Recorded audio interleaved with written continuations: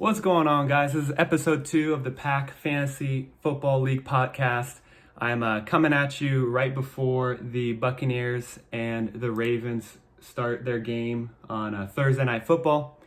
And I wanted to start off this podcast episode with a little joke. It says, why did the fantasy manager add a tiny ghost from the waiver wire?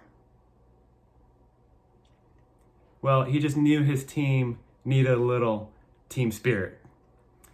I want to start off our podcast with a big congratulations to our league mate RJ. Definitely a big congratulations to becoming a dad this week. Very exciting, very cute little boy, Ronnie. I hope you're enjoying him. And that's why this podcast is coming a week early. I just wanted to say congratulations first off. I did want to share some other league news. We're going to have some new co-managers. Right now we got our brother from Columbus here, Ricky. He's going to co-manage Cash Crew. So he's going to help that team out a little bit, help that team get updated. That team, I'll tell you in a minute here, the rises and fallers in the league. And so if this is indicative of anything. And our brother Jake, who originally from Ohio, but is now in Santa Barbara, he is going to co-manage the Arbor Coco Biscuits. Right now our league is looking pretty solid. We got our two Titans at the top of the league. Craig is 7-0, and Joe Estep is 6-1. You know, Craig is still undefeated since our last episode. When will he lose?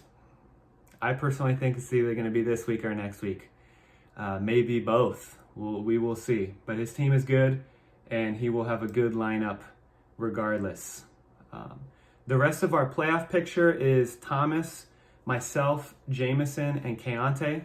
I know Jake is going to be excited to co-manage a team that is already in the playoff picture right now. And unfortunately, we have our first mathematically eliminated team. That's Team Stuckey Touchdowns, Marcus. Unfortunately, you're mathematically eliminated from playoff contention. I really hope that you do better next year. And hey, it kind of shows, like, man, we definitely compete and we bring our A game. And so I know that you're going to come back even stronger next year. In terms of the standings, a lot has changed since episode 1. Thomas and Jameson have totally turned things around. Thomas was 2-2. Jameson was 1-3 after when I released episode 1. Now Thomas is 5-2 and Jameson is 4-3. Both have won at least three straight since that last episode. The fallers, well, it's Keontae, was 3-1. Now he's 4-3. Cash Crew was 2-0. Now he's 2-5. And then RJ was 2-0. He's also lost 5 straight. Is now 2-5. But RJ knows the silver lining, how he's had some beneficial transactions and some beneficial injuries. You know, with Travis Etienne is now the full-time starter, getting all the work. James Robinson getting traded to the Jets.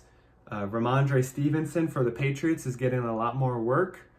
And Jamar Chase is probably going to miss a few weeks, so I heard today. So that just means that RJ's T. Higgins is going to be the number 1 in Cincinnati. So RJ's been on a slide, but his team is starting to look better and better as the week, even though he sustained some terrible injuries a few weeks ago. The game of the week for this week is Craig versus Joe, the two Titans, 7-0 versus 6-1. This is Craig versus Joe 5. They are 2-2 in their previous 4 matchups.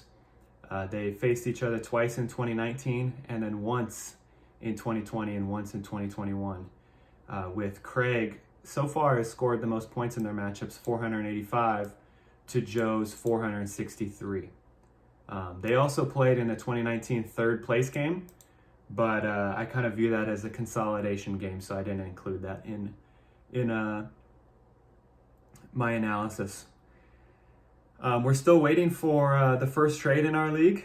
I know Gerald has Devonta Adams on the trading block. Might cost you an arm and a leg, just saying, to get Devonta Adams. And don't even think about trying to get Josh Allen from him. I already tried. Now, I got a question for you guys as we wrap up our episode for this week.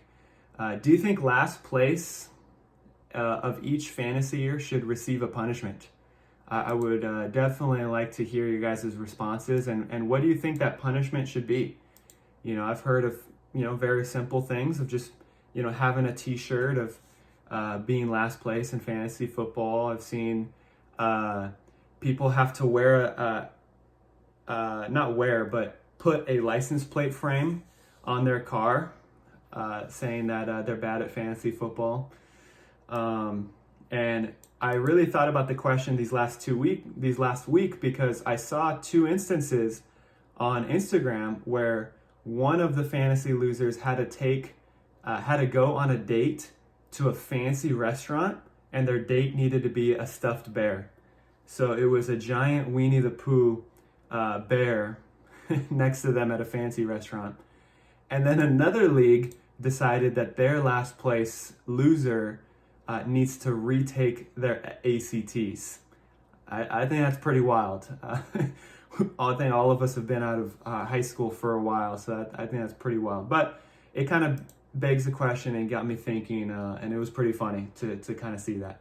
So I love you guys a lot. See you guys in our next episode. Keep grinding, keep competing, and I hope your guys' life and spirituality and ministry is going better than your fantasy team. Love you guys.